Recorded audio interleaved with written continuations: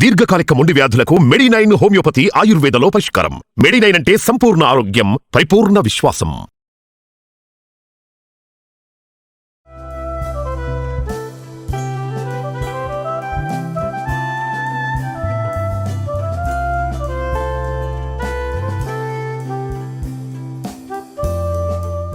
Welcome to Suman TV. ఈరోజు ముక్కల పులుసు చేసుకుందామండి. జనరల్గా ముక్కల పులుసులో తిరగమాత పులుసు ముక్కలు ఉండి కొంచెం బియ్యపిండి కానీ శనగపిండి కానీ వేస్తారు. నాకు చాలా కాలంగా పొడి వేసి పులుసు చేసే అలవాటు ఉంది. ఈవేళ అది చూపిస్తాను. సింపుల్ అండ్ ఈజీయే, కొంచెం టైం టేకింగ్. తాలింపు వేసి అందులో ముక్కలు వేసి మగ్గనిచ్చే అలవాటు అనమాట. పుట్టుగా నేను ఇంట్లో ఏం చేస్తానో అదే చూపిస్తాను. ఈ పులుసుకి చాలా రకాల ముక్కలు వేసుకోవచ్చు మనం. గుమ్మడికాయ, సొరకాయ, ఈ గెన్సుగడ్డలు అంటారు మన చిలకడ దుంపలు, అవి దొరికితే చాలా బాగుంటాయి. తర్వాత ములక్కాడలు, బెండకాయలు, వంకాయలు, టమాటాలు, మీకు చాయిస్ నచ్చుబాటుగా ఉంటే ఒక క్యారెట్ ముక్క వేసుకోవచ్చు, ఒక ఆలు వేసుకోవచ్చు, తర్వాత ఏమో ముల్లంగి లాంటివి వేసుకోవచ్చు. ఏవైనా ఒక స్పూను నూనె వేస్తున్నాను. జస్ట్ తాలింపుకేనండి, ఇందులో తడి ఉంది. మనం ఈ పులుసు మొదలు పెట్టుకున్నప్పుడే ఈ గిన్నె అనుకోండి, ఒక అంత చిన్న నిమ్మకాయ అంత చింతపండుని నీళ్ళల్లో వేసి ఒకసారి శుభ్రంగా కడిగేయటం, తర్వాత నానబెట్టి పక్కన పెట్టుకోండి. ముక్కలు చెప్పాను కదా ఏమేమి ముక్కలు వేస్తున్నానో. కొంచెం చిన్న తాలింపు వేద్దామండి. ఇంగు కావాలి, పసుపు కావాలి. నాకు ఒక చిన్న స్పూను మెంతులు వేస్తున్నాను. ఈ పులుసుల్లో డెఫినెట్గా వేయవలసిన పదార్థం అండి. మెంతులు లేకపోతే పులుసులు బాగుండవు, వేసి తీరాలి.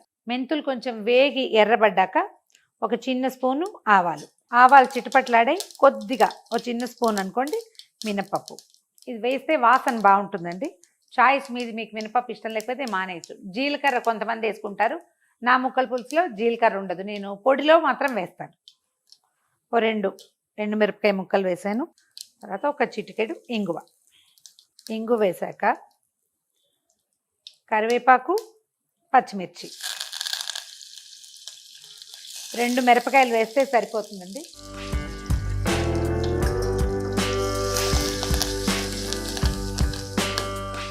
కొద్దిగా మిర్చి వేగనివ్వటము.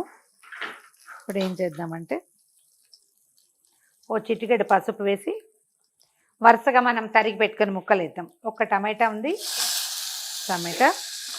తర్వాత 2 బెండకాయలు కొంచెం పొడుగు ముక్కలు తరిగాను చూడండి.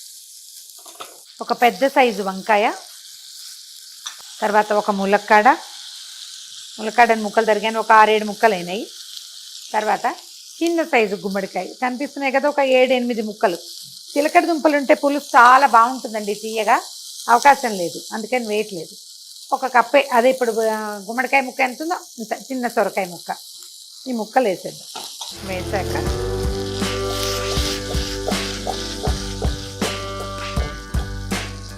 గలబరిచ్చటం అంటారు, ఇది ఒక పదం తెలుగులో. ఒకసారి కిందకి పైకి కలిపేస్తే తిరగమాత వాసన అన్నిటికీ పట్టేస్తుంది.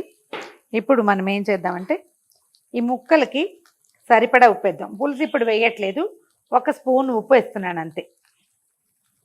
వేసి ఈ ముక్కల్లో కాసిన నీళ్ళు పోద్దాం. ఒక చిన్న గ్లాస్ నీళ్ళు పోసాను అనుకోండి. ముక్కలు ఉడుకుబట్టాక అప్పుడు చింతపండు పులుసు పోసుకోవచ్చు. ఈ లోపల ఇవి ఉడుకుతూ ఉంటాయి. దీని మీద ఏదైనా మూత పడేయండి. పులుసులో పొడేస్తానని చెప్పాయి కదా, ఆ పొడి వేయించుకుందాము. ఇది వేయించి నెల రోజుల పాటు నిలవ పెట్టుకోవచ్చండి, శుభ్రంగా ఉంటుంది. మీ ఇష్టం. ఒకవేళ అప్పటికప్పుడు ఫ్రెష్గా మనం ఎక్కువ పులుసులు చేసుకోము, ఏదో ఒక రోజు చేసుకుంటామంటే ఆ రోజుకి ఈ పులుసు పొడిని మనం రసం పొడిలా వాడుకోవచ్చు. తర్వాత ఏమో ముక్కల పులుసులో వేసుకోవచ్చు. సాంబార్లో కూడా సాంబార్ పొడికి కావాల్సిన ఇంకొకటి 2 ఇంగ్రీడియంట్స్ సరిపడా వేసుకుని దీంతో చేసేసుకోవచ్చు. పిల్లలకి ఎక్కడికైనా ప్రయాణాలు అప్పుడు చేసి ఇచ్చేసినా కూడా, అంటే వేరే చోటుకి వెళ్ళేటప్పుడు ఇది చక్కగా పులుసు పొడిగా వాడుకోవచ్చు. చాలా హాయిగా ఉంటుంది. దీనికి డ్రైగానే వేయిస్తామండి, ఆయిల్ వేయటం లేదు.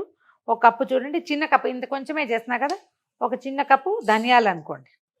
ఈ ధనియాలు ఏ కప్పుతో తీసుకున్నామో అందులో ఓ 1/2 కప్పు మినపప్పు, ఒక 1/2 కప్పు కందిపప్పు, ఇంకో 1/2 కప్పు శనగపప్పు. 3 పప్పులు వేసాం కదా. కాస్త కొంచెం తక్కువగా జీలకర్ర, కాసిని మిరియాలు, కొద్దిగా మెంతులు వీటిని దోరగా వేయించేసేయండి. కొంచెం ఎండుమిర్చి కూడా వేసుకోవచ్చు. మనకి పులుసు ఎర్రగా ఉండాలి కాబట్టి చివరికి ఎండుమిర్చి వేసుకుందాం. ముందే వేస్తే ఏమవుతుంది, ఇదంతా నల్లగా అయిపోతాయి. కొద్దిగా బియ్యం గింజలు కూడా వేసుకుంటే మనకేంటంటే పులుసుకి చిక్కదనం వస్తుందన్నమాట. వేయించు. పిల్లలు కరివేపాకు విడిగా వేస్తే తింటలేదు, కరివేపాకు తినిపించాలి అలాంటివి ఉంటే ఇందులోనే మనం కరివేపాకు కూడా వేయించేసుకోవచ్చండి. నేను ఒక డబ్బా చేసి పెడతాను. డబ్బా చెల్లగా డబ్బా చేసుకుంటూ ఉంటాం. ఎప్పుడు పులుసు కావాలన్నా ఇక పొడి వేయించే పని లేదు. ముక్కలు తరిగేసుకోవటం, పులుసు పీసుకు పోసేసి ఇది వేసేసుకోవటం. ఇది పెద్ద క్వాంటిటీలో చేయాలన్నా ఇదే పందాలో చేసుకుంటే సరిపోతుంది. ఎండుమిర్చి కూడా వేసి వేయించేద్దాము. మనం తినగలిగే కారాన్ని బట్టి ఎండుమిర్చి వేసుకోవాలండి. ఒకసారి మిరపకాయలు ఎర్రగా ఉంటాయి, రంగు ఉంటుంది కానీ కారం ఉండదు, చూస్తాం కదా. మన అవగాహనని బట్టి వేసుకోవాలి. ఈ పదార్థానికి ఒక 6-7 పడతాయి, సరిపోతుంది. వేగిపోయినాయి. వీటిని ఒక ప్లేట్లో పోసి చల్లారనిద్దాము. చల్లారాక గ్రైండ్ చేసి పొడి చేసి పెట్టుకుంటే పులుసులో వేసేసుకోవచ్చు. ముక్కలు ఉడుకుపట్టేసినాయి. నేను చింతపండు పులుసు తీసేసాను. ఇది ఇందులో పోసేసుకుందాం. పులుసు ఒక రవ్వ చిక్కగానే ఉందండి. ఆల్రెడీ ముక్కల్లో నీళ్ళు ఉన్నాయి కాబట్టి ఇంకా అవసరం లేదు. ఇప్పుడు చింత పులుసులో ముక్కల్ని ఉడకనిద్దాం. నిదానంగా, హైలో పెట్టద్దు, సిమ్లో పెడితే ఈ పులుపుని ముక్కలు తీసుకుంటాయి. ముక్కలు ఎక్కువ రుచిగా ఉంటాయి. మామూలుగా పులుసులో సాంబార్లలో చాలామంది ముక్కలు వేసుకోరు. ముక్కల పులుసులో ముక్కల కోసమే పులుసు. ఇది చిక్కబడిన ఒట్టి ముక్కలు అన్నంలో కలుపుకుని నెయ్యి వేసుకుని తింటే చాలా రుచిగా ఉంటుంది. ముక్కలు పారేయకూడదు. పారేయకుండా ఉండాలంటే ముందు ముక్క రుచిగా ఉండాలి కదా. అందుకని ఈ పులుసు పూర్తిగా అవి పీల్చుకోవాలి, ఉడకాలి. ముక్క బాగా ఇది పులుసు తెరిలిన తర్వాత ముక్కలన్నీ ఉడికాక అప్పుడు పొడి వేసుకుని దించేసుకోవటమే. స్టవ్ మీద ఉండించాలి. కొంచెం సిమ్లో మాత్రం పెట్టండి. కొంచెం ఓరగిల్లి పెడితే తెరలు వచ్చినప్పుడు పైకి వచ్చేస్తుంది పులుసు. తెరలేటప్పుడు కొంచెం దృష్టి పెట్టుకొని ఉండండి. కాస్త ఓరగా పెట్టి వదిలిపెట్టేద్దాం. పులుసు బాగా తెరులుతుంది. ముక్కలన్నీ ఉడకబట్టేసినాయండి. ఇందాక మనం ముక్కలకే వేసాం ఉప్పు, పులుసులోకి వేయలేదు. మిగిలిన మనం ఎంత తెలుసుకున్నామో ఆ మాత్రం సాల్ట్ వేసేయండి. తర్వాత కొంచెం చిన్న బెల్లం ముక్క వేస్తే బాగుంటుంది. తర్వాత ఏం చేద్దామంటే ఒక పెద్ద స్పూను మనం గ్రైండ్ చేసి పెట్టుకున్నాం కదా, ఈ పొడి వేసేద్దాం. ఇదే వేద్దాం. పొడిని కొంచెం కలిపితే మనకి చక్కగా ఉంటుంది. ఈ పులుసు ఎర్రగా కావాలి అని భావన ఉన్నవాళ్ళు ఏదైనా కాశ్మీరీ లాల్ మిర్చి లాంటివి కొంచెం వేసుకోండి. నాకు ఇది ఒక ఒరిజినల్ కలర్ అని ఇలాంటి రంగే ఇష్టం. ఎందుకంటే ఎరుపుగా ఉంటే నచ్చదు. కారము ఆ నూనె మీదకి తేలుతుంది కదా, అది డైజెస్ట్ కాదని, కడుపులో మంట వస్తుందని అలాంటి అనుమానాలు ఉంటాయి.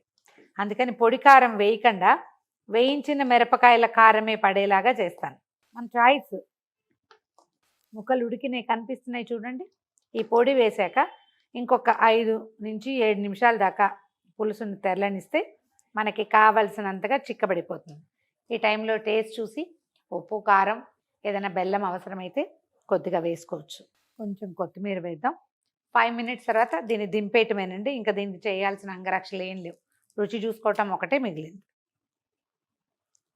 కొత్తిమీర వేడిగా ఉండగానే వేసేయండి. పులుసుకి వాసన బాగా పడుతుంది. కొత్తిమీర కూడా చక్కగా ఉడికిపోతుంది. ఇందాకటికి ఇప్పటికీ కూడా చిక్కదనంలో డిఫరెన్స్ వచ్చింది చూడండి, కనిపిస్తోంది. అందంగా కూడా ఉంది పులుసు. చక్కగా అప్పడాలు, వడియాలు, ఏమైనా జంతికలు, చేగోడీలు అలాంటి వాటిని నలుచుకునేందుకు పక్కన పెడితే అరటికాయ వేపుడు, దొండకాయ వేపుడు లాంటివి కూడా సైడ్ డిష్గా బాగుంటాయి. దీన్ని హాయిగా తినేసేయచ్చు. పొద్దున్న చేసిన పులుసు రాత్రికి ఇంకా ఎక్కువ రుచిగా ఉంటుందండి. పప్పేసిన సాంబార్ల లాగా ఇది పాడవదు. శీతాకాలం బర్నాడు పొద్దుటికి కూడా బాగుంటుంది. మన పులుసు మరిగిపోయిందండి. ఇంకా చిక్కగా అక్కర్ల, ఈ చిక్కదనం సరిపోతుంది. ఆపేద్దాము. ఇందాక మనం గ్రైండ్ చేసిన పొడి మిగిలిన దాన్ని చక్కగా చిన్న ఎయిర్ టైట్ కంటైనర్లో పోసి అట్ట పెట్టుకోండి. ఇంకోసారి హాయిగా వాడుకోవచ్చు.